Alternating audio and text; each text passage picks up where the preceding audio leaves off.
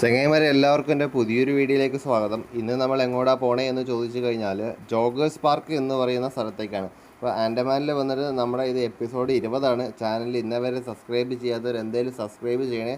അപ്പോൾ നമുക്ക് എന്തായാലും ജോഗേഴ്സ് പാർക്കിലേക്ക് പോകാം. എനിക്ക് ഇന്ന് ബൈക്ക് കിട്ടിയിട്ടുണ്ട്. എങ്ങനെയാണ് ബൈക്ക് കിട്ടിയതെന്ന് വെച്ചാൽ എൻ്റെ ഒപ്പം ജോലി ചെയ്തുകൊണ്ടിരുന്ന ഒരു കൂട്ടുകാരൻ്റെ ബൈക്കാണ്. അപ്പോൾ അവനോട് ആദ്യം ഒരുപാട് താങ്ക്സ് പറയട്ടെ. അവൻ്റെ പേര് സുജോയ് എന്നാണ്.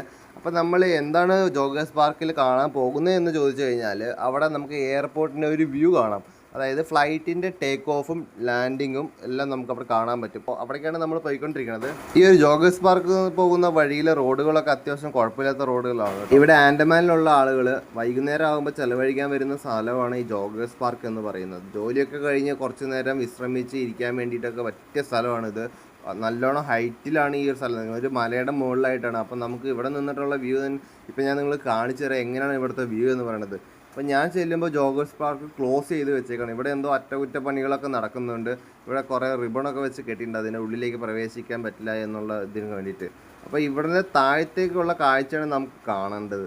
അപ്പോൾ ഞാനതിപ്പോൾ നിങ്ങൾക്ക് കാണിച്ചു തരാം താഴത്തേക്ക് എന്താണ് വ്യൂ എന്ന് പറയുന്നത്. ഈ ഒരു വ്യൂ കാണാൻ വേണ്ടി ഞാൻ അവിടെ വന്നേക്കുന്നത്.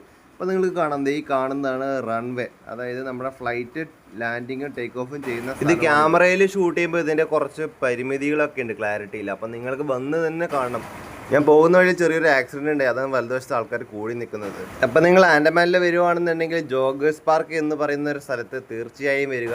എയർപോർട്ടിൽ നിന്ന് ഏകദേശം 3 കിലോമീറ്റർ മാത്രം മാറിയാണ് ഈ ഒരു സ്ഥലം സ്ഥിതി ചെയ്യുന്നത്. അപ്പോൾ അതുകൊണ്ട് നിങ്ങൾക്ക് എയർപോർട്ടിൽ ഇറങ്ങിയിട്ട് ഒരു ഓട്ടോ പിടിച്ചാൽ പോലും നിങ്ങൾക്ക് ഇവിടെ എത്താൻ പറ്റും. പിന്നെ ഇവിടെ വന്ന കിട്ടുന്ന കാഴ്ച അതെന്തായാലും നിങ്ങൾക്ക് വെറുത്തായിരിക്കും. ഞാനങ്ങനെ തിരിച്ച് ബൈക്ക് അവന് കൊണ്ടു കൊടുക്കാൻ പോവുകയാണ്. നമ്മുടെ ഇടത്തെ സൈഡിൽ കാണുന്നതാണ് ITF, ആൻഡമാൻ്റെ സകല എക്സിബിഷൻസും ആൻഡമാനിൽ നടക്കുന്ന കൺസേർട്ട് എല്ലാം നടക്കുന്നത് ഈ ഒരു ITFൻ്റെ ഉള്ളിലായിട്ടാണ്. ഇതിൻ്റെ തൊട്ടടുത്ത് തന്നെയാണ് നമ്മുടെ എയർപോർട്ടിലേക്കുള്ള എൻട്രൻസ് എന്ന് പറയുന്നത്. ഇവിടെ നിന്ന് 100 മീറ്റർ പോലും ദൂരമില്ല എന്നുള്ളതാണ് സത്യം. ഈ കാണുന്നതാണ് എയർപോർട്ടിൻ്റെ എൻട്രൻസ്. ഇവിടെ സ്ഥലം ഒന്നാമതെ ചെറുതായതുകൊണ്ട് തന്നെ എല്ലാം നമുക്ക് പെട്ടെന്ന് അക്സസിബിൾ ആണ്. അതിൽ നിന്ന് കുറച്ച് ദൂരം കൂടി പോയി കഴിഞ്ഞാൽ നമുക്ക് എയർപോർട്ടിൻ്റെ എക്സിറ്റ് കാണാൻ പറ്റും.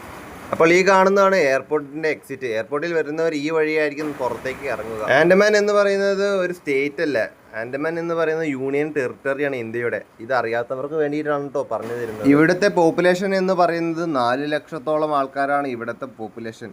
അതിൽ ജവറകൾ ഉൾപ്പെടുന്നില്ല. ജവറകൾ എന്ന് പറയുന്നത് നമ്മുടെ നാട്ടിലെ ആദിവാസികൾ പറയുന്നില്ലേ, അതേപോലെ ആൻഡമാനിലെ ആദിവാസികളുടെ ഒരു കൂട്ടത്തിൻ്റെ പേരാണ് ജവറകൾ. പുറം ലോകമായി ഒരു ബന്ധവുമില്ലാത്ത ആൾക്കാരാണ് അവർ ഇപ്പോഴും മനുഷ്യന്മാരെ കൊന്നു തിന്നുന്നു എന്ന് പറയപ്പെടുന്നുണ്ട്. അവർ നിൽക്കുന്ന സ്ഥലത്തിൻ്റെ പേരാണ് സെന്റിനെന്റൽ, അതായത് ഒരു ഐലൻഡിൻ്റെ പേരാണ്. ഞാൻ നിൽക്കുന്ന ഈ ഐലൻഡ് അതായത് പോർട്ട് ബ്ലെയർ ആൻഡമാൻ നിക്കോബാറിലെ മെയിൻ ടൗൺ ആണിത്.